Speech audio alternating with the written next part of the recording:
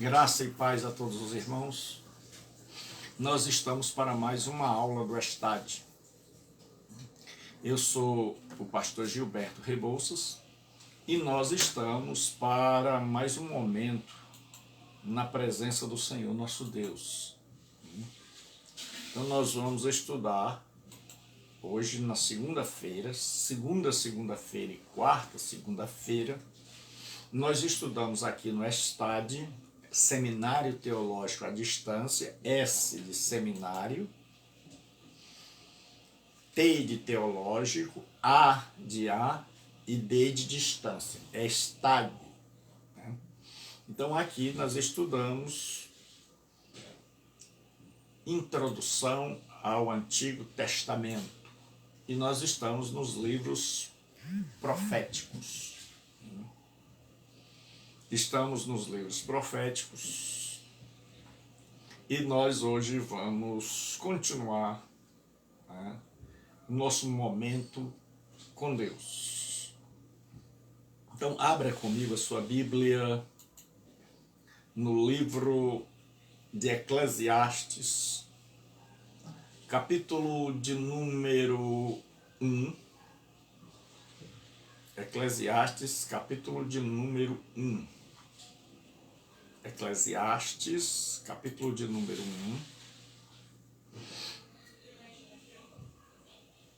1, onde o pregador diz assim: palavra do pregador, filho de Davi, rei de Jerusalém, vaidade de vaidades, diz o pregador, vaidade de vaidades, tudo é vaidade.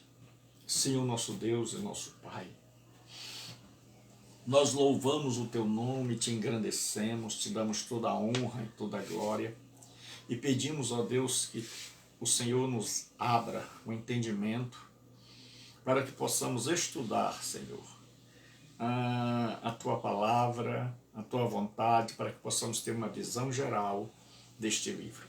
Em nome de Cristo é que pedimos, em nome de Cristo é que oramos. Amém. Hoje nós vamos ouvir a nossa irmã Juliane louvando o Senhor e depois que ela terminar o louvor ao Senhor nosso Deus, nós estaremos meditando na palavra do Senhor nosso Deus. Então, vamos ouvir a Ju.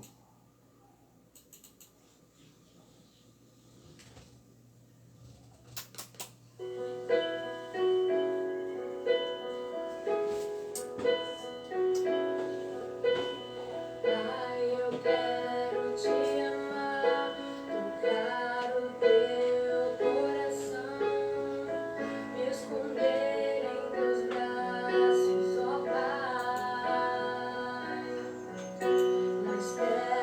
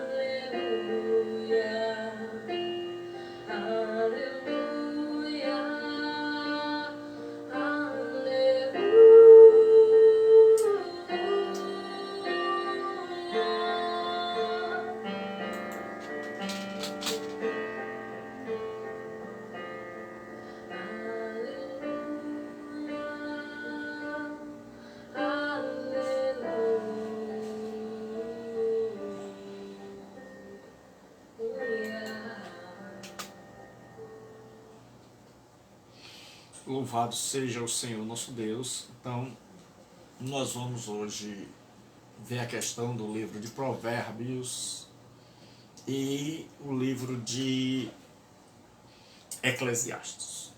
Certo? Então, nós vamos começar pelo livro de Provérbios. Provérbios tem seu nome em hebraico, Mishle Shelomo, quer dizer provérbios de Salomão. A palavra provérbio quer dizer analogias ou máximas de Salomão. É quando você diz muita coisa em poucas palavras. É quando você cria ditos que vão nortear a vida das pessoas. Esse é um livro que fala do ensino de Deus para o dia a dia. Por isso, não é por coincidência que o livro tem 31 capítulos. Então, nós vamos para a questão da autoria. Salomão foi o autor ou compilador, ou seja, aquele que escreveu algo que já estava feito e ele compilou. Dos capítulos 1 a 24. E o autor dos capítulos 25 a 29 foram os homens de Ezequias, os autores. Então, o capítulo 30 foi Agur. O capítulo 31, o rei Lemuel. Que alguns acham que esse nome Lemuel é um nome fictício usado por Salomão ao revelar os conselhos da sua mãe, Bat-sheba. Então o livro ele resolve apresentar conclusões no final do capítulo 24. Antes da época em que Ezequias e seus escribas reuniram os provérbios adicionais de Salomão nos capítulos 25 a 29. Então até o capítulo 24, ali nós temos os provérbios. Depois, do capítulo 25 ao 29, nós temos os homens de Ezequias terminando o livro. O cenário histórico. Qual era o cenário? A data, provavelmente, era o século X, entre o século VII, entre 950 e 700 a.C. Os teólogos liberais, eles acham que esses livros foram escritos posteriormente, bem mais tarde. O ponto de vista tradicional acredita que Salomão, quem reuniu ou escreveu os capítulos de 1 a 24, nesse caso a data provavelmente seria 950, ou seja, no século X, na metade do seu reinado e aproximadamente entre 725 e 700 para os últimos capítulos, o capítulo 25 ao capítulo 31. Qual era o cenário religioso? Os nomes de Salomão e Ezequias como compiladores sugerem que os provérbios surgiram em época de reavivamento e interesse espiritual. Ou seja, nos dias de Ezequias houve um avivamento. E você vai ver que todo avivamento na Bíblia, porque o que é avivamento?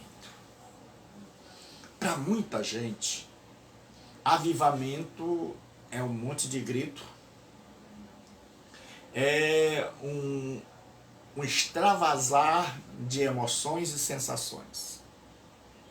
Mas na Bíblia, avivamento é quando o povo se volta para Deus de todo o seu coração através da palavra de Deus.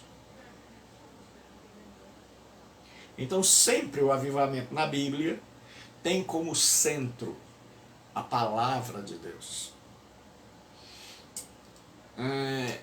o mundo está esquecido, os dias de Jesus, o anterior do Antigo Testamento, as pessoas estão esquecidas, estão adorando outros deuses. E aí acontece algo, entra um rei piedoso, temente a Deus. Então ele coloca a palavra de Deus no centro. E aí o que acontece? Há uma reviravolta no mundo, no país. As pessoas se interessam pelas coisas de Deus, voltam a fazer o culto segundo o prescrito na Bíblia, e aí há um movimento de volta a Deus, de volta à fé genuína, de volta à fé verdadeira. Então eles passam a viver de acordo com as normas e os princípios estabelecidos por Deus e abandonam e confessam os seus erros, os seus desvios. Isso é avivamento. Então, nos dias do rei Ezequias aconteceu isso. Aconteceu um grande avivamento, onde as pessoas voltavam para a Escritura, onde as pessoas abandonavam os ídolos, onde as pessoas buscavam a lei do Senhor e onde as pessoas começaram a mudar sua vida. Então, avivamento, onde não há mudança de vida, onde não há um achegar-se a Deus, onde não há a centralidade da Bíblia, não é avivamento. Os provérbios, eles não eram apenas reflexões, né, mas sabedoria para viver no temor do Senhor. Alguns ensinam que os provérbios foram escritos para ensinar os jovens a viverem na vida adulta, como eles deviam se comportar. Então vai ter muita instrução. Então lembre-se, quando nós estamos estudando aqui, nós estamos estudando a introdução. Introdução não é praticamente o estudo do livro. Introdução, como o nome já diz, dá-nos uma visão do livro, onde ele ocorreu, quem o escreveu, como ele foi, qual era o objetivo. E aí depois, quando a gente vai estudar o livro, então a gente já teve uma introdução sobre isso. Então, a estrutura literária de Provérbios, certo? Provérbio usa basicamente dístico. E o que são os dísticos? São duas linhas, onde uma diz uma coisa e a de baixo vai dizer outra. Por exemplo, certo? Em que a primeira linha expressa um pensamento e a segunda suplementa-o a fim de desenvolvê-lo e interpretá-lo. O fruto do justo é a árvore de vida, e o que ganha almas, sábio é. Então ele diz o seguinte: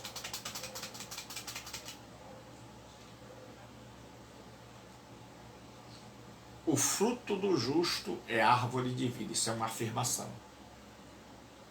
Aí ele diz assim: e o que ganha almas, sábio é. Um dístico são duas linhas, né? Escrever era um modo de escrever em duas linhas, em que ambas as linhas expressam pensamento pelo uso do mesmo padrão de paralelismo. O ódio excita contendas, linha de cima. Na linha de baixo está assim: mas o amor encobre as transgressões. Então, enquanto o ódio faz uma coisa, o amor faz outra. Então, eles são escritos em grupos, os provérbios. Nós vamos ver os provérbios referentes ao rei, o 25, de 2 a 7, provérbios em relação ao insensato, ao louco, provérbio em relação ao preguiçoso, do 13 ao 16. E nós vamos ver também uma coisa chamada de epigrama. É um provérbio ampliado, que tem no seu âmago duas linhas, não necessariamente consecutivas, que expressam pensamento aforístico, certo? Sendo que o restante é seu suplemento ou expansão, contra a sedução dos pecadores. Você vai ver lá no capítulo 1, no 8 e 9, diz assim: filho meu, se os pecadores te quiserem seduzir, dizendo: vinde, tenhamos a mesma bolsa, numa linguagem de hoje, né, filho, se os homens, aqueles que são fora da lei, quiserem te levar para o mau caminho, para assalto, essas coisas perigosas, e eles te disseram: olha, nós vamos nos dar bem, nós vamos ganhar muito dinheiro, nós não vamos trabalhar, ele diz: não consintas, porque os seus caminhos são caminhos de morte. Então isso é um epigrama, é um texto mais longo. Existe também o soneto, é uma composição poética de 14 versos. O soneto hebraico não se fixa no exato número de versos, começa com um dístico. Sempre lembre que um dístico são duas linhas, expressando o tema de dois blocos ou dois pensamentos. Um desenvolve o primeiro verso do dístico e o outro o segundo verso. Daí um feito poético ao poema, em companhia dos pecadores, que é o texto lá. Se os pecadores quiserem te convencer, não vá. Não vá com eles. Existe também um monólogo dramático. Um monólogo é quando uma só pessoa fala. Mono, único, e logo, palavra. Então é um só falando. É o contrário de diálogo. Então, quando nós temos um monólogo, nós temos uma pessoa falando.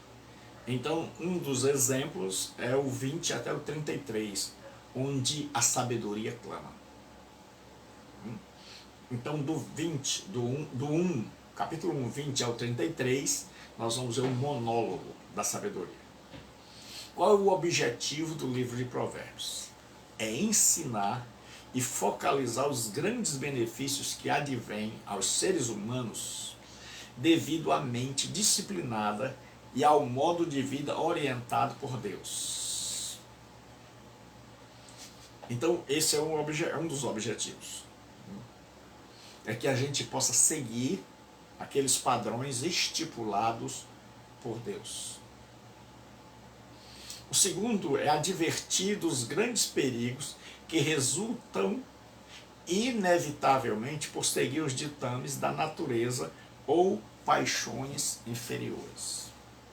Então ele sabe que todo ser humano tem paixões, desejos, que a Bíblia vai chamar no grego de epitimia, certo?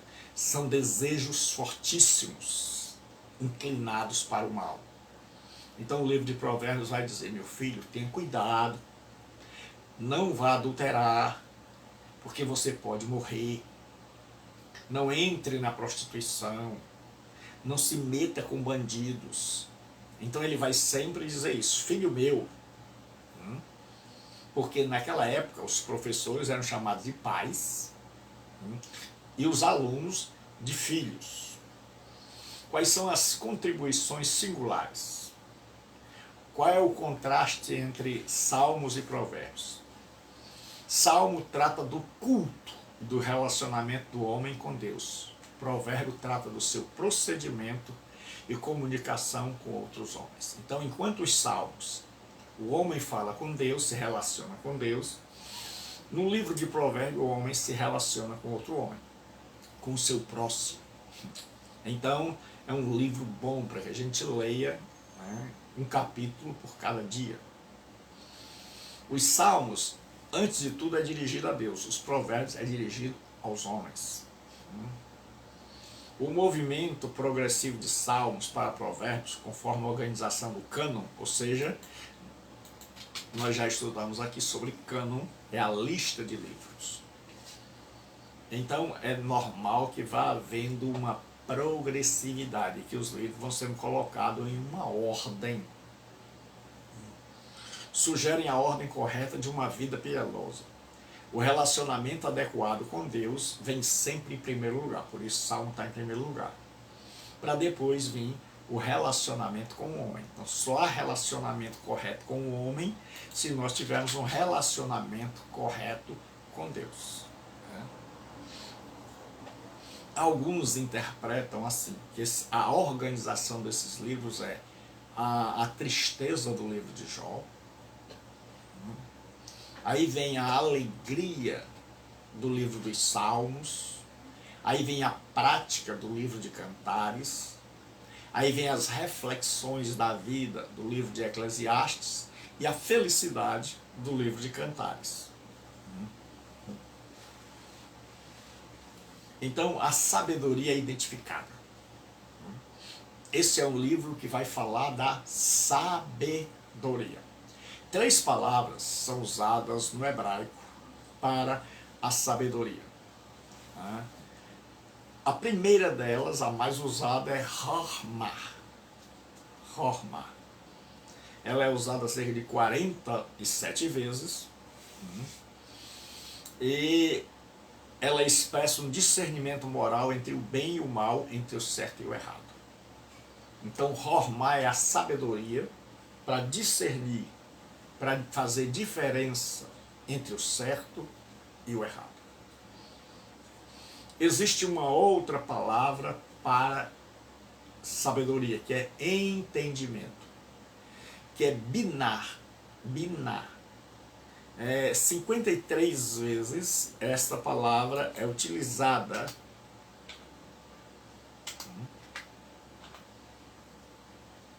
e significa uma habilidade para discernir entre a verdade e o erro, ou entre a realidade e a ficção.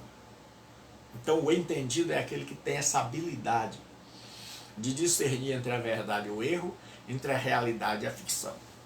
É a faculdade de perceber com objetividade valores de longo alcance contra os interesses momentâneos de pôr a vida em ordem. Então, aquele que tem a binar, ou o entendimento, é alguém que vê a vida a longo prazo, que vê lá na frente. É alguém que não é imediatista, que não vê a vida somente aqui, agora. Geralmente nos falta binar, né? Nos falta esse entendimento. A terceira palavra é a verdadeira sabedoria, certo? É Tushia. Tushia, certo? Significa um discernimento espiritual ou divino da verdade, desenvolvido por um longo conhecimento da palavra de Deus. É a habilidade de considerar a vida a partir da perspectiva divina ou colocar princípios divinos nos hábitos diários. Isso é chamado de Tushia. É outra palavra que vai aparecer como verdadeira sabedoria. Então, essa verdadeira sabedoria, onde é que ela começa? Ela começa no estudo da palavra de Deus, e esse estudo é aplicado à prática diária, ao viver diário. Os indícios para reconhecer o insensato. Então, no livro de Provérbios vai ter o louco e vai ter o sábio. Então, é um livro que tem como centro a sabedoria. Certo? É um livro inteiro que se desenvolve a partir da palavra sabedoria. Como nós adquirimos sabedoria para viver aqui na Terra em comunhão com Deus e em comunhão com o nosso próximo. Então vai haver o sábio e o nécio, ou louco, ou tolo. Então, para o autor de Provérbios, existem 2 tipos de pessoas. O tolo e existe o sábio. E ele vai colocar aqui mais 3 palavras para nécio. A primeira é petit. é uma pessoa ingênua, um tanto inocente e destituída de entendimento, que se deixa levar facilmente. É uma pessoa influenciável. É uma pessoa que, por não ter conhecimento, por não ter raízes profundas na palavra de Deus, qualquer pessoa a seduz. Qualquer pessoa com um pouquinho mais de sabedoria, com um pouquinho mais de conhecimento, leva essa pessoa. Então ela é o que no adágio popular o povo diz: Maria vai com as outras. Então acontece muito essa palavra, que você vai ver quando nós estivermos estudando o livro de Provérbios. Então esse é o ingênuo, é o tolo, é o bobo. Existe outra palavra que essa já é mais pesada. É louco ou insensato. É o recio, certo? Ou é vil. Então existem duas palavras para isso, certo? É vil e o recio. É usado 58 vezes e ambos os termos se referem àqueles que rejeitam a verdade. Então aqui é chamado de tolo ou insensato, certo? Aquelas pessoas que rejeitam a verdade, desprezam a sabedoria, odeiam o conhecimento e acham que praticar a maldade é divertimento. Então preste bem atenção. Existe o ingênuo, que é o petit no hebraico. Existe o louco ou insensato, para isso tem duas palavras. Recio ou é vil. Esse aqui não é um ingênuo. Isso aqui não é alguém com falta de sabedoria. Esse aqui é aquele que despreza a palavra de Deus. Esse aqui é aquele que acha que praticar maldade é uma espécie de diversão. É aquele tipo de gente que diz: não, eu fiz isso por brincadeira.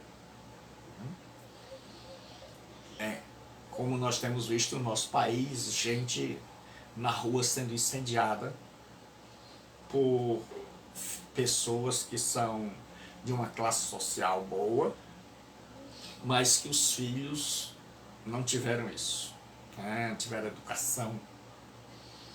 E existe o escarnecedor, é o let's. É um desordeiro que deliberadamente zomba da integridade e ridiculariza qualquer tipo de correção. Então tem três tipos de tolo. Três tipos de pessoas más, que não se deixam governar pela sabedoria. Primeiro é o ingênuo, o petit. Esse aí é ingênuo, e por ele ser ingênuo, então ele é facilmente manipulado. Ele é facilmente usado, certo? Como um fantoche. Então ele faz o que as pessoas querem, e daí ele é levado para o mau caminho.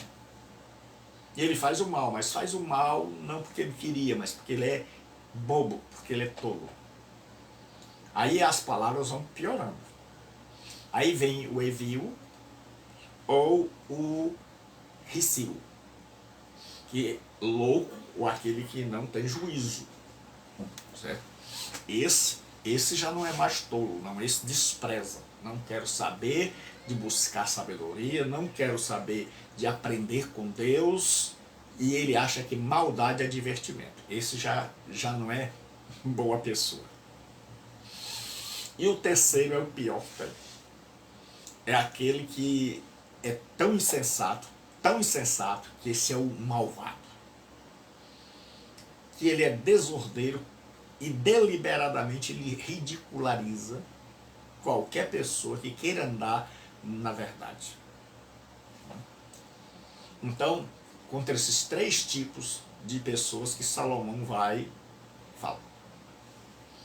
E aí nós temos agora o livro do Eclesiastes. Antes disso, deixa eu dizer uma coisa. Salomão, ele vai falar em todo esse livro sobre a sabedoria. E ele vai terminar esse livro com uma personificação da sabedoria. Então, qual é o tema desse livro de Provérbios? Ensinar sabedoria. É dizer que tem o sábio, é aquele que segue a instrução do Senhor, e tem o tolo, o nécio, o insensato. E ele vai terminar esse livro de Provérbios com uma personificação da sabedoria. O que é personificar? É quando você pega algo e faz desse algo como se ele fosse uma pessoa. Então ele começa dizendo assim: mulher, certo? Virtuosa, quem a achará? Aí muita gente pensa que Salomão está falando de uma mulher. Aí ele diz assim: seu valor muito excede aos rubis. Aí ele vai dizendo: seu marido é honrado. Aí ele vai dizendo: ela levanta cedo, ordena sua casa, não come o pão da preguiça, avalia as coisas, compra. Então ele está falando da sabedoria e não de uma mulher. Mas ele está falando da sabedoria como se ela fosse uma mulher. Isso é o que a gente chama na teologia de personificação. É quando você está falando de algo e você quer ilustrar aquilo. Então, quando Salomão está falando mulher virtuosa, ele não está falando em primeiro lugar de uma mulher. Ele está falando da sabedoria. Porque todo o seu livro, ele vai falar da sabedoria. E alguns acham que Salomão falou da sabedoria como uma mulher em homenagem à sua mãe, Batseba. Que a palavra Bat é filha. Filha de Sheba. Então, porque quem tem sabedoria organiza a sua casa. Quem tem sabedoria vai ser muito mais precioso do que o rubi. Quem tem sabedoria faz negócios. Quem tem sabedoria governa os empregados. Quem tem sabedoria honra seus familiares. Então ele pega a sabedoria e descreve a sabedoria como se ela fosse uma mulher. E aí muita gente lendo pensa que ele está falando de uma mulher. Mas ele está falando da sabedoria, personificando a sabedoria e falando dela como se ela fosse uma mulher.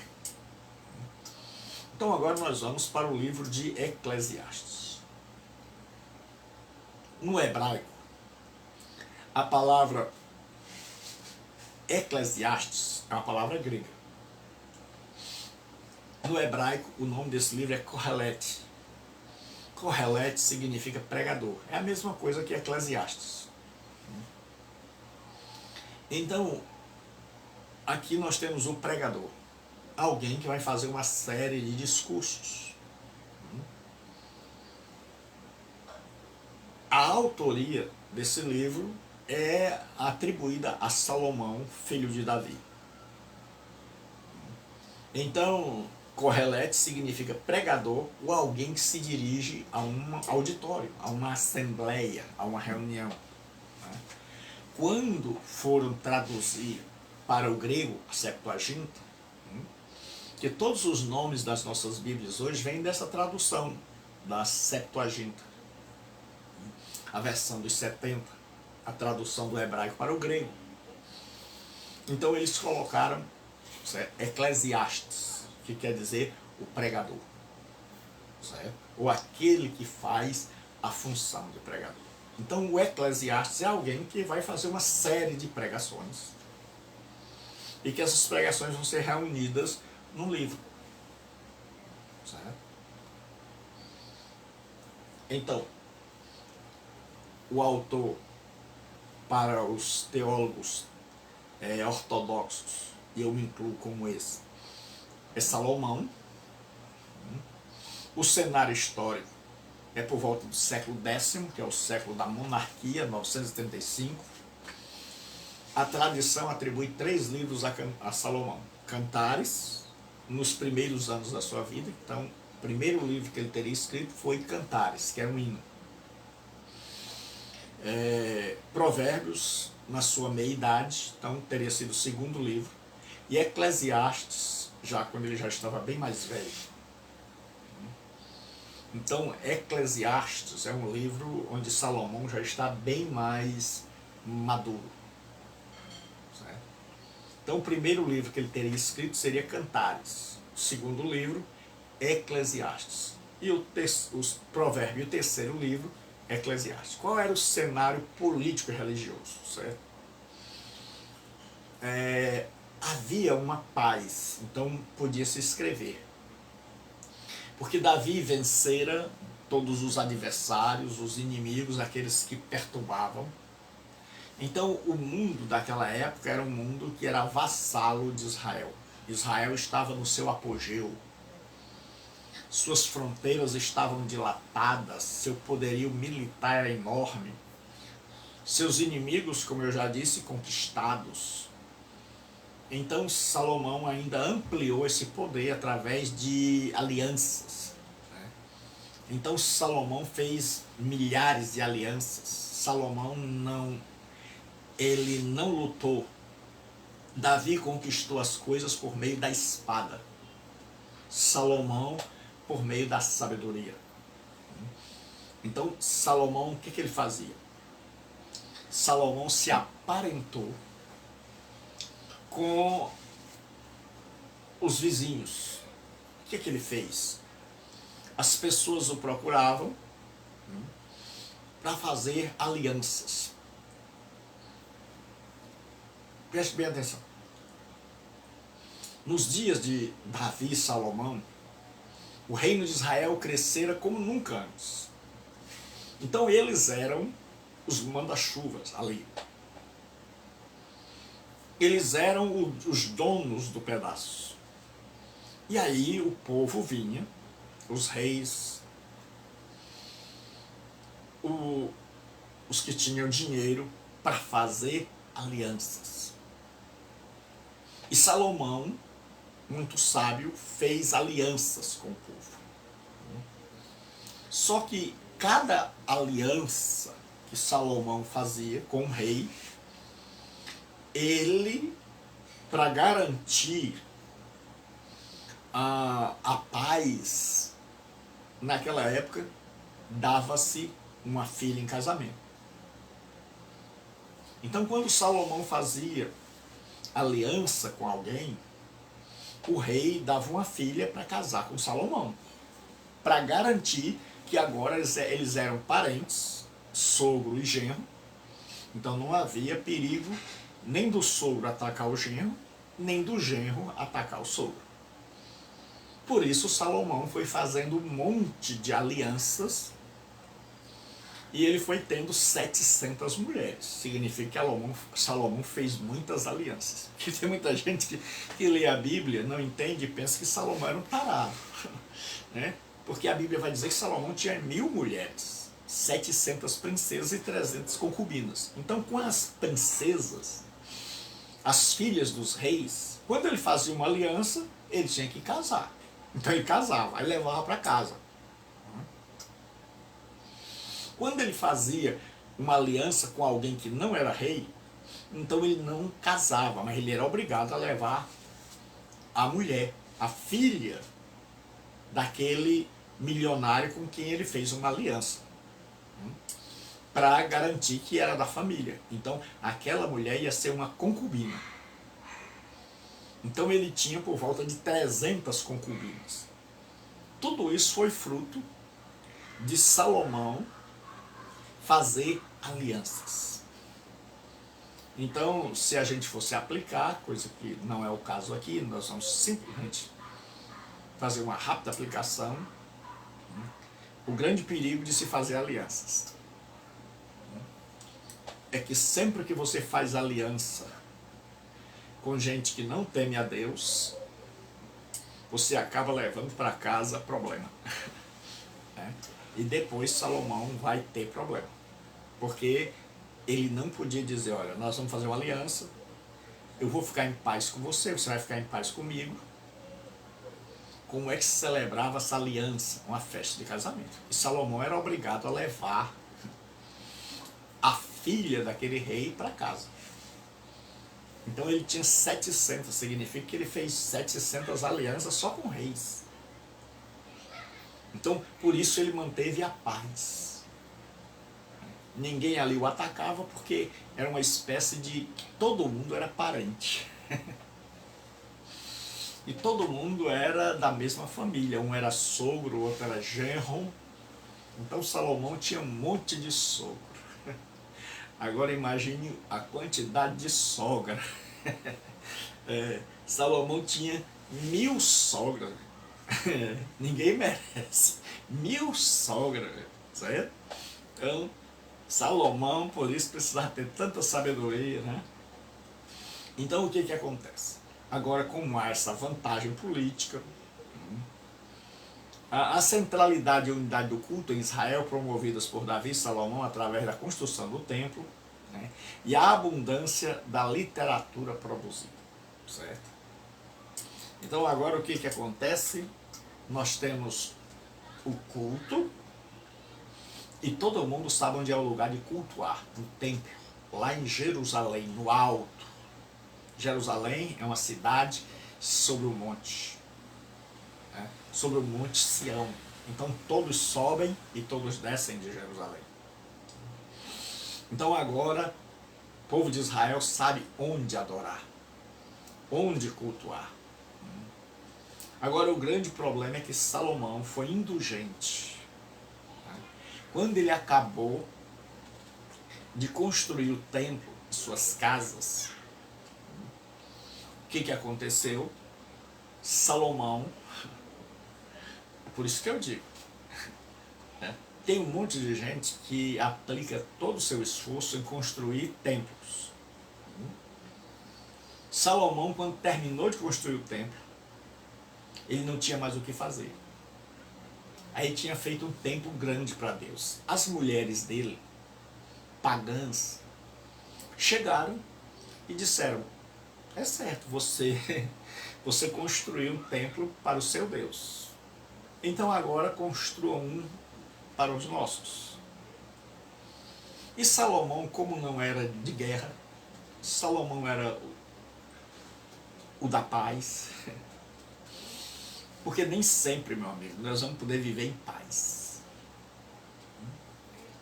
Muita gente quer paz e diz sim para tudo, então vai engolindo a seco e vai adoecendo.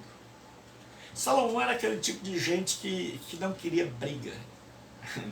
Então ele, quando a gente só quer viver assim, quando a gente quer passar pela vida sem pisar nos espinhos, a gente vai cedendo os apelos dos outros. E aí as mulheres dele começam a pedir, e dizem, já que eu fiz um templo grande para o meu Deus, não custa nada fazer um templo para agradar a mulherada aí, e elas me deixarem em paz. Porque enquanto eu não fizer, elas vão pegar no meu pé. Até rimou. Então Salomão resolve, ele vai sendo indulgente, faz um, faz dois, e aí a idolatria vai entrando em Israel. E aí Salomão vai se perdendo. Porque enquanto ele está ocupado, ele não tem tempo para ouvir os pedidos das esposas. Ele está muito ocupado. Mas quando ele termina, certo? Então agora ele tem tempo de sobra. E nós temos que ver se a nossa vida é assim. Qual a nossa ocupação? Se a nossa ocupação é uma ocupação temporária que termina, ou se nós estamos empenhados na obra de Cristo, que nos faz manter o foco. Então, a importância da literatura de sabedoria. Como é que essa literatura, como é que os judeus viam esta literatura, esta forma de literatura? Naquela época, havia o sacerdote, todo mundo sabia do valor do sacerdote. O sacerdote é alguém que leva o homem a Deus. Havia o profeta, que era aquele que trazia Deus aos homens. Então, quando você queria ouvir a palavra de Deus, você esperava um profeta se levantar e sair pregando. Então, os profetas da antiguidade eram os pregadores de hoje. Eram como os pregadores. Eles se levantavam, chegavam numa esquina, na porta do templo, no altar, no lugar, e eles levantavam a voz e diziam: assim diz o Senhor. Então o povo ficava calado para ouvir. E havia também os sábios. Havia um grupo de homens chamados de homens sábios. E destes, o maior deles foi Salomão. Geralmente o sábio era alguém já com a idade avançada. Era alguém que tinha acumulado sabedoria ao longo da vida. Mas Salomão recebeu uma sabedoria especial da parte de Deus. Quando ele pede, Salomão ele assume o trono muito cedo. Ele vai suceder um grande rei, porque quando você vai assumir o lugar de alguém que foi ruim, é fácil. Mas quando você vai assumir o lugar de alguém que foi bom, aí o negócio complica. E ele vai assumir o lugar de Davi. Então ele chega a Deus e diz: Senhor, dá-me sabedoria para que eu possa saber entrar e sair no meio do teu povo. Isso era um semitismo, uma maneira de falar do judeu, para saber se comportar, se portar, saber falar, responder, dirigir o país. Então Deus disse: já que você não me pediu riqueza, tá aí uma boa dica de oração. Já que você não me pediu a morte dos teus inimigos, já que você não me pediu vida longa, mas pediu sabedoria, então esse é o tipo de oração que agrada a Deus. Para governar o meu povo, além de sabedoria, como nunca houve, eu vou dar a você tudo que você não pediu. Então tá aí uma dica de oração. Deus dá. Quando a gente pede o que Deus quer, Deus dá o que a gente precisa. Certo? Então agora nós temos os sábios e a literatura chamada de sapiencial, ou a literatura da sabedoria. A época de Salomão foi o período áureo dessa literatura. Então muitos livros foram escritos. E o objetivo do escritor foi demonstrar, cientificar de forma empírica, ou seja, na prática, e filosoficamente a futilidade da vida sem Deus. Mostrar a satisfação e a alegria de viver na percepção da soberania de Deus. Então ele vai mostrar duas coisas. Primeiro, que a vida sem Deus é uma vida vazia. Que ele vai usar duas coisas. Ele vai usar vaidade de vaidade. Certo? Eved. Ha-Eved. Ou Evedim. Eved ha-Evedim. E ele vai dizer o seguinte, ou Evedot, porque plural em hebraico ou é in ou é ot. Se for masculino, na maioria das vezes, é in. Se for feminino, é ot, mas não há uma regra clara, exata. Então o que acontece? Quando ele diz assim, vaidade de vaidade, isso é uma maneira do judeu dizer, é o chamado superlativo hebraico. O que é isso? É quando você quer dizer que aquilo é o maior. Então o judeu diz assim, rei dos reis, quer dizer que Jesus é o rei, senhor dos senhores. Então quer dizer que ele é o senhor de todos. santo dos santos. Ou seja, de todos os lugares, o mais santo era aquele. Vaidade de vaidade. Então é a vaidade maior. E cântico dos cânticos. Ou seja, de todos os cânticos, o livro de Cantares é o cântico. Então isso é chamado de superlativo hebraico. Neste livro, Salomão vai usar vaidade de vaidade e correr atrás do vento. Ou seja, é vazio, é fútil, não vale a pena. E ele vai usar uma expressão debaixo do sol. Vi debaixo do sol. Ou seja, do ponto de vista meramente humano. Então esse livro de Salomão, o Eclesiastes, é um livro onde Salomão contempla as coisas na horizontal, ou seja, do ponto de vista humano. Então ele vai sempre dizer, vi debaixo do sol. Então Salomão, ele começa a examinar a vida. Ele já está com a idade adiantada, ele já está experiente. E aí ele começa esse livro, e esse livro só vai se desenrolar lá no fim. Porque a história desse livro é mais ou menos assim. Salomão, ele começa a observar a vida. Ele diz, eu quero entender o sentido da vida.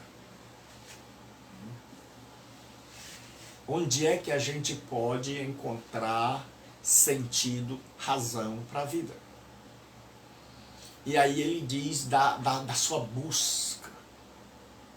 E ele começa dizendo que a vida, com a sua rotina, é uma eterna mesmice. Ele diz, um nasce, o outro morre. Ele diz, o rio corre para o mar, mas o mar nunca enche. Uma geração vai, a outra vem. Então muita gente não entende o livro de Eclesiastes porque não entende que é um livro da perspectiva humana. É Deus inspirando para que o homem veja como vê o ser humano. Então por isso é que a Bíblia vai dizer, morre o animal e morre o homem, e vão todos para o mesmo lugar. Por que ele diz isso? Porque ele está explicando da sabedoria humana. Porque ele está usando a perspectiva humana. Na perspectiva humana, é isso que acontece. Morreu um cavalo, morreu um ser humano, os dois precisam ser enterrados, porque senão vão apodrecer. Então ele não está falando acima do sol, sobre o céu. Ele está falando da vida, da perspectiva humana, da compreensão humana. Então na compreensão humana, morre o justo, morre o ímpio, vão todos para o mesmo lugar. Por isso que uma turma lê isso aí pega e diz que não há inferno, que a morte acaba tudo, porque eles ainda não descobriram que o livro do Eclesiastes é o livro da perspectiva humana. É o livro onde Salomão está olhando o mundo com os olhos humanos. É como se Deus estivesse vendo a terra através dos olhos de Salomão. E aí Salomão começa a descrever o que ele está vendo, o que acontece. E aí ele diz que a vida é uma mesmice, que não há nada de novo. Então ele começa assim. Depois ele diz, olha, eu fui buscar os prazeres, para ver se os prazeres me davam alegria. Ele disse, eu tive mulheres, banda de música, eu nada deixei que os meus olhos desejassem que eu não satisfizesse. Mas ele diz, isso também foi vaidade de vaidade, correr atrás do vento. Aí ele disse, eu me dediquei a construir. Então eu fui um grande construtor, eu construí palácios, eu construí o templo, mas o templo ele deixa de fora. Esse eu construí casas, eu me engrandeci. E aí ele vai dizendo que ele primeiro olhou e viu que a vida era chata, era monótona. Que a vida sem Deus é você trabalhar, dormir, trabalhar de novo, dormir, e todos os dias acontece a mesma coisa. O sol nasce, o sol se põe, a gente come, dorme, todo dia a mesma coisa, todo mês você tem que pagar as contas. Então Salomão começou a observar a vida de forma detalhada e ele viu, rapaz, nada muda. O rio corre sempre para o mar, o vento vem dar voltas e depois vem de novo. Então ele vê que é uma mesmice. Aí ele vai para outra coisa. Agora eu vou para a balada. Agora eu vou para a brincadeira. Agora eu vou me divertir. E ele descobre que diversão também não dá para dar sentido à vida. Aí ele diz, agora eu vou construir. Aí ele termina dizendo, ao construir, e nada deu certo. E eu descobri que depois de ter tanta coisa, de ter tanta construção, foi canseiro e enfado correr atrás do vento. Aí ele disse, agora eu vou estudar botânica, a fauna, a flora, vou estudar sobre pássaros, eu vou compor hinos. E aí agora ele se dedica às artes. E aí a Bíblia vai dizer que ele escreveu milhares de hinos, né? Ele escreveu provérbios, ele escreve livros e mais livros, ele escreve músicas. E ele vai dizer, rapaz, olha, também esse trabalho de artista não preencheu a minha vida. E aí ele vai, né? E ele diz que o ser humano trabalha tanto, junta tanto dinheiro e depois não sabe para quem vai deixar. Aí ele vai caminhando para o final do livro, dizendo, olha, vai chegar o momento em que os seus moedores, moedor é dente, vão cair, onde o sol já não vai brilhar tanto. Por quê? Porque a gente está ficando cego. Ele diz assim, onde o gafanhoto vai ser pesado nos seus ombros, porque a gente está ficando fraco. O gafanhoto que antes nem incomodava, agora é um peso, porque a gente está fraco. Então ele está dizendo, olha, você está caminhando para a morte. Os dentes estão caindo, o gafanhoto está pesando, você já não vê mais o sol como via antigamente, sua vista já não é a mesma. E aí ele diz, antes que arrebente o fio de prata, antes que quebre o cântaro, aí ele termina dizendo assim, e o pó volte ao pó de onde era, e o espírito volte a Deus que o deu. Então ele examina toda a vida humana, e ele descobre o seguinte, que tudo o que nós fazemos sem Deus é vaidade. E vaidade é a palavra Eved. Eved, não. Revel, desculpe. Revel, daí é onde vem o nome Abel. É Revel. Então, é Revel, Revelim. Vaidade de vaidade. O que acontece?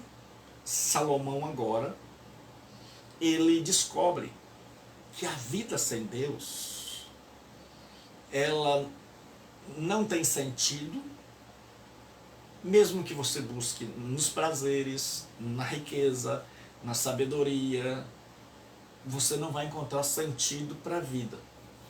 Mas aí ele diz que, ele termina dizendo assim, o resumo, a conclusão que eu cheguei é, tema a Deus e guarde os seus mandamentos, porque por todas essas coisas ele vai te trazer a juízo.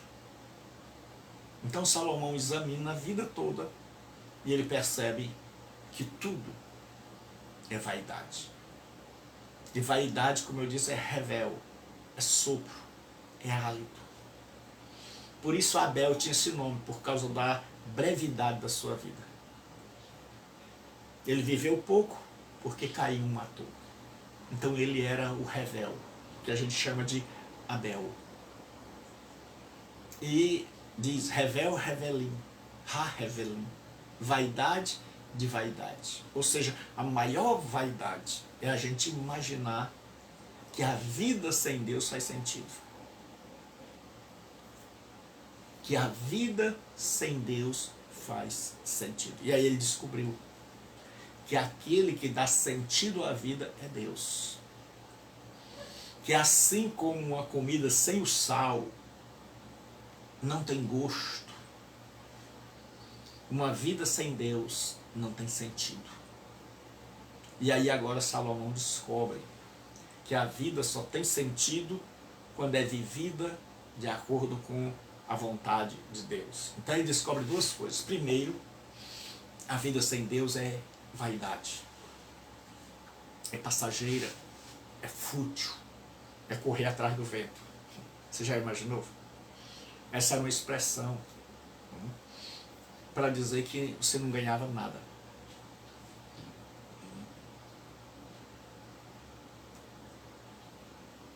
Então nós vamos ver agora a questão do último livro, que é o Cântico dos Cânticos. Então nós já vimos que Cantares de Salomão, o Cântico dos Cânticos, quer dizer o cântico de todos os 3.005, se eu não me engano.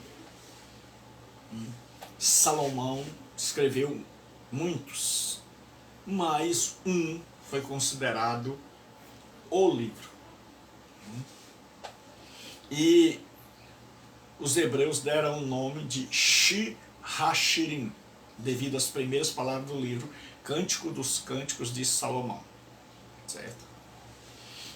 É o melhor de todos os cânticos. Em português, geralmente, é chamado de Cantares de Salomão, mas o nome melhor é Cântico dos Cânticos.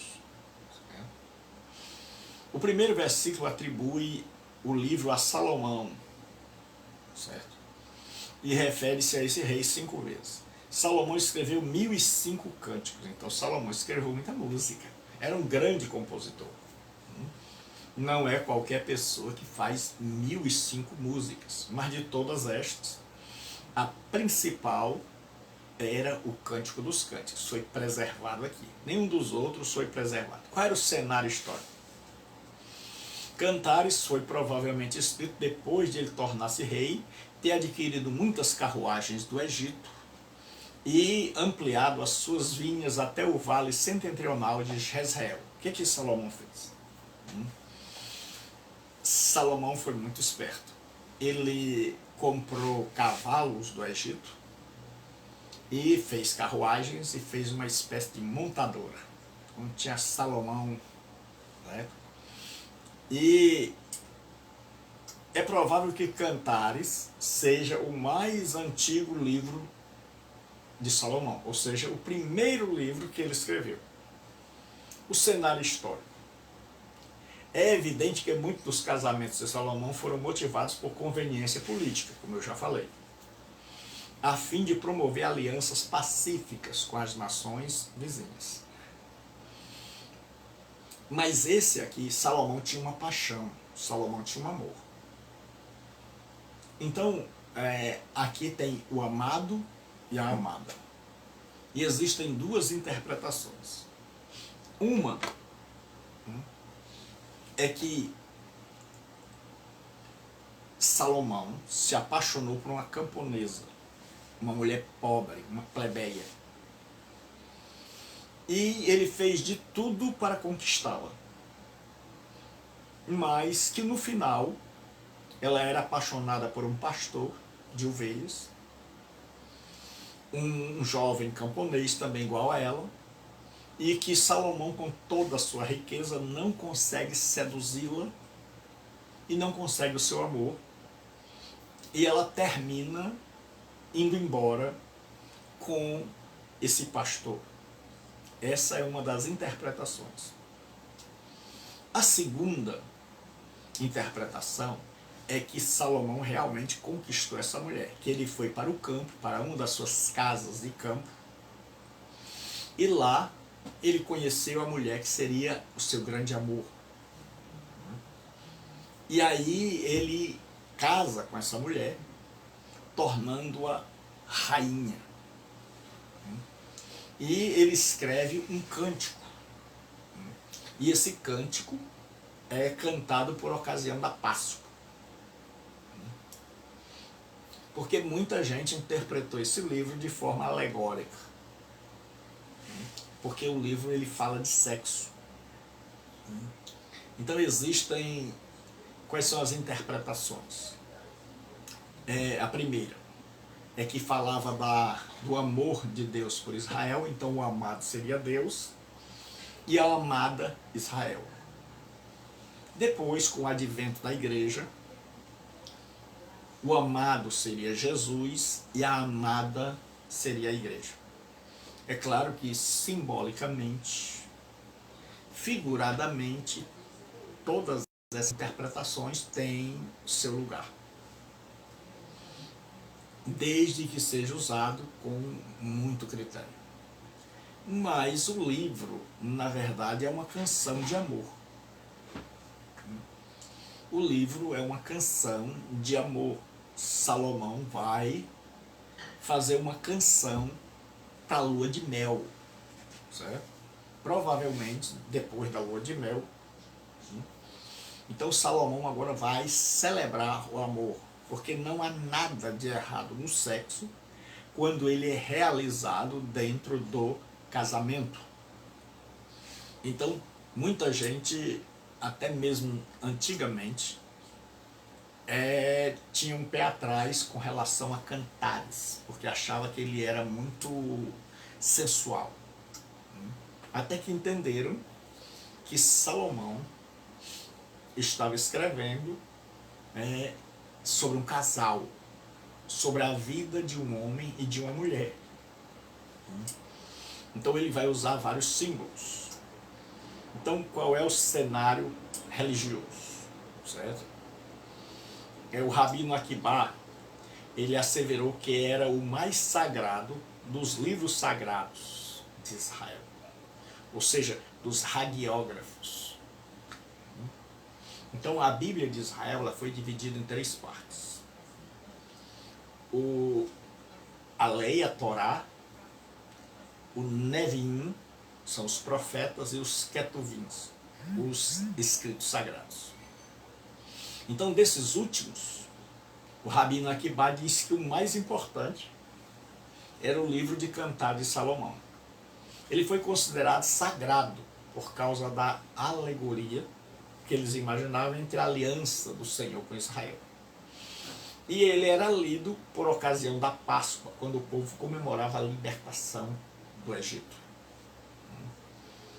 Esse cântico é um cântico de amor, certo? Apreciado e julgado sagrado por Israel devido à sua descrição cândida, mas primorosamente metafórica do amor conjugal. Então nós já vimos os métodos de interpretação, certo? Tem a hipótese do pastor, que aquela mulher, eu já expliquei, que ela era uma camponesa e ela era apaixonada por um pastor do campo, pobre igual a ela. E Salomão tentou seduzi-la e não conseguiu. E ela terminou com ele. Então muitos estudiosos partem dessa ideia, de que Salomão não conseguiu conquistá-la. E outros, é de que vai falar, esse livro vai falar do casamento de Salomão com essa camponesa. Então Salomão tinha tanta rainha e foi se apaixonar justamente por uma pobre, uma mulher pobre, e ela tem a pele negra. Então naquela época já tinha racismo, certo? Ela era queimada do sol. Isso é uma maneira de dizer que ela era negra, certo? Então vai ser, como qualquer música, ela vai usar uma linguagem. Por exemplo, Salomão vai dizer assim, jardim fechado, quer dizer que ela era virgem. Ele diz assim, a tua irmã é uma porta, quer dizer que a irmã dela já não era mais virgem, certo? Mas a namorada dele era um jardim fechado. Aí ele descreve a mulher, os dentes, da cabeça até o pé. E só quem via a mulher daquele jeito era o marido. Só quem via a mulher daquele jeito, que capaz de descrever como era a mulher nua, era o marido. Então ele está falando da noite de núpcias. Então ele vai começar esse cântico cantando antes do casamento, até o momento em que ele entra na casa da mãe dele, aí acontece a festa do casamento. Certo? Então, o que acontece? Certo? Existem vários pontos de vista. Qual é o objetivo de Cantares? O objetivo histórico do livro é comemorar o casamento de Salomão com a linda Sulamita e expressar as delícias do casamento nas suas relações mais íntimas, como uma dádiva de Deus. Então Salomão não viu o sexo como algo maligno, mas como algo bom, como algo saudável, desde que fosse praticado dentro do casamento. O objetivo religioso do livro baseia-se na lição do puro amor conjugal. Então você vai ver uma troca de amor, um amor recíproco, onde diz assim, eu sou do meu amado e o meu amado é meu. Certo? Então, as contribuições de Cantares de Salomão é o grande livro da lua de mel. Certo? Então, esse é você vê que a Bíblia fala de tudo. Mas quanto mais eu estudo a Bíblia, mais fascinado eu fico. Porque você vai ver que a Bíblia fala e nos orienta de tudo.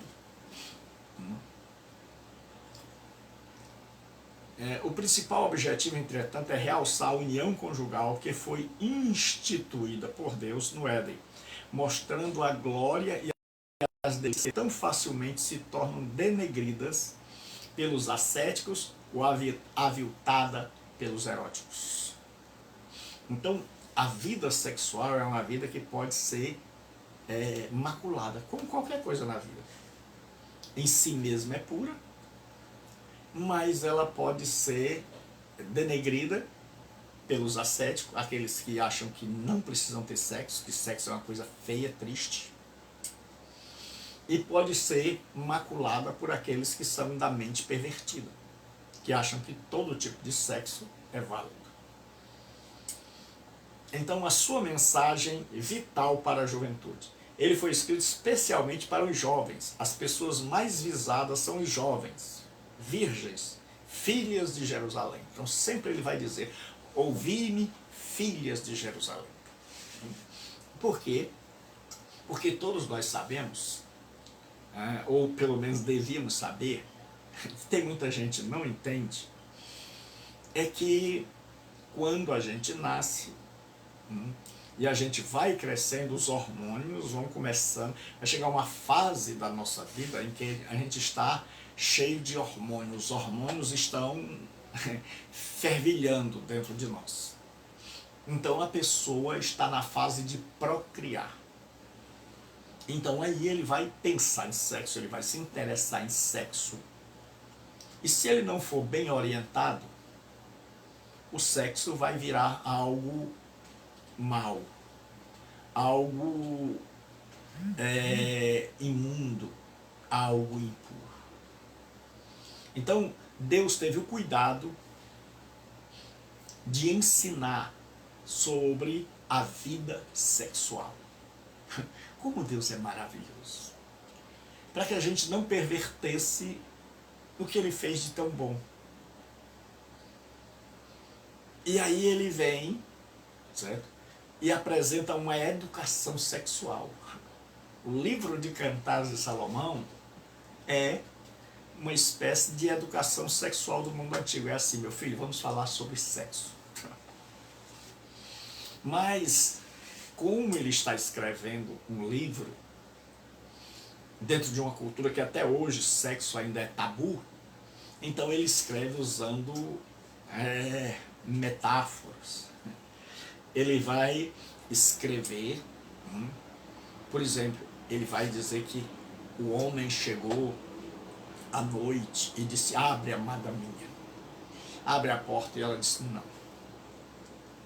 Não, eu já lavei os meus pés. O que acontece? Naquela noite ele queria ficar com ela, tê-la sexualmente. E ela não quer, ela rejeita o marido. E aí o marido vai embora. O marido vai embora. E ela diz, quando eu resolvi querer, ele já não queria mais. Então, o que é maravilhoso na Bíblia é que a Bíblia fala da vida, meu amigo. A Bíblia não esconde nada. Ela fala de tudo. A Bíblia não tem nada assim de ter vergonha. Isso aqui é vergonhoso. Não. A Bíblia fala do jeito certo. Aí ela diz que a mulher saiu atrás do esposo, levou uma surra no meio da rua. Não encontrou mais o esposo. Por quê? Porque o esposo não quis mais. Procurou-a, ela não queria, né? E aí ele não quis mais. E aí ela sofreu o dano, sofreu o prejuízo. Então o que acontece? Ele vai mostrar que esse homem se encantou por uma mulher pobre, transforma numa rainha, vai se casar com ela e vai para a lua de mel. E vai dizer como essa mulher é bela, como essa mulher é maravilhosa. E aí ele vai falar das delícias de uma vida a dois, regida pelo amor. E aí ele vai mostrar como o amor é lindo. E isso é aplicável ao amor de Deus por Israel e o amor de Jesus por nós. Espiritualizando a coisa. Então Deus ama e Jesus nos ama. Então, de uma forma figurada, se é que nós assim podemos fazer, o livro de Cantares vai falar do amor de Jesus Cristo por sua igreja. Mas lembremos que o livro de Cantares foi escrito para falar do amor de Salomão pela Sulamita. E os judeus viam nisso o amor de Yahvé por Israel. E os cristãos veem nisso o amor de Jesus Cristo figurado pela sua igreja. Então hoje, com esta aula, nós terminamos os livros poéticos. Na próxima aula, nós estaremos estudando os livros proféticos. Introdução aos livros proféticos. E eu vou mandar o material. Então, se você quer se matricular neste seminário, isso aqui é introdução, é só para você começar a compreender os livros, ter uma visão assim dos livros. Nós ainda vamos explicar o livro, né, capítulo por capítulo. Então o que acontece? Você manda uma mensagem de WhatsApp para 9203-7604 e você faz a sua matrícula. Nós também estamos oferecendo um curso de grego que vai durar 2 anos. Então nós já estamos fazendo as pré-matrículas, porque assim que tivermos 30 alunos, nós vamos iniciar esse curso, e aí não vai parar mais. Certo? Então são vagas que até agora são limitadas. Então se você quer começar do zero e fazer um curso de grego bíblico, que dura 2 anos, você manda uma mensagem para 9203-7604 e diz: pastor, eu queria fazer a minha pré-matrícula, para não correr o risco de você ficar de fora. E se você quer se matricular aqui também, 9203-7604. E agora eu quero falar com você que não é cristão, que está me ouvindo agora por qualquer plataforma social. Certo? Deus é um Deus que planejou não ferrar com a nossa vida, mas é um Deus que planejou a nossa felicidade. Só que eu e você não sabemos o caminho para alcançar esta felicidade. E por não sabermos o caminho, a gente acaba entrando em atalhos que vão fazer da nossa vida infeliz. E aí a gente vive lutando para ser feliz e não consegue. Cada dia mais infeliz a gente fica, ou a gente finge que é feliz. Mas Deus tem o caminho para que a gente seja feliz. E para que a gente seja feliz, foi necessário Deus ficar triste. Porque Deus teve que dar o seu único filho para morrer no meu lugar e no teu. Jesus Cristo morreu, e isso entristeceu o coração de Deus. Mas ao terceiro dia ele ressuscitou, depois de haver pago o meu pecado e o teu, para que eu e você possamos nos arrepender, crer em Jesus Cristo como aquele que paga os nossos pecados, receber o Espírito Santo, sermos transformados, e aí Deus ter milhares e milhares de filhos e filhas, e Deus possa se relacionar com esses filhos. Então lembre-se, assim como Salomão se apaixonou por aquela mulher que era uma pobre camponesa, Deus também amou a mim e a você, a tal ponto de dar o seu único filho para me salvar. Então, se você não é cristão, ou se você está desviado, volta para Deus agora. Aceita o amor de Deus e o agradeça. E diga: Pai, hoje eu entendi que Tu me amas. E eu quero, porque do lado de Deus sempre houve amor. Pastor, e onde é que está a falta do nosso lado? É que do nosso lado nunca houve. É que o amor de Deus é um amor de um lado só. Ele ama, mas não é amado. E a conversão é o momento onde o Espírito Santo age no nosso coração e nós passamos a responder ao amor de Deus. E nós passamos a amar a Deus. E aí a vida se torna com sentido. Essa vida que Salomão olhou e disse: é vazia, é vaidade de vaidade. Agora ela deixa de ser vaidade. E ela tem sentido, porque a gente encontrou aquele é quem ama a nossa alma. E a gente pode dizer, como a Sulamita dizia: eu sou do meu amado, e o meu amado é meu. Porque o nosso relacionamento com Deus é um relacionamento de amor. Onde Deus nos ama, mas Ele espera ser amado. Então peça a Deus que encha o seu coração de amor. Peça perdão, se converta, se reconcilie com Deus. Fale com Ele aí, onde você está. Deus te abençoe. Ligue, mande sua mensagem para fazer sua matrícula. 9203-7604. Se matricule nesse curso e Deus abençoará ainda mais a sua vida. Até amanhã, ao meio-dia. Lembre, de segunda a sexta, meio-dia, as parábolas do Senhor Jesus. Você não pode perder. Deus te abençoe, Deus te proteja.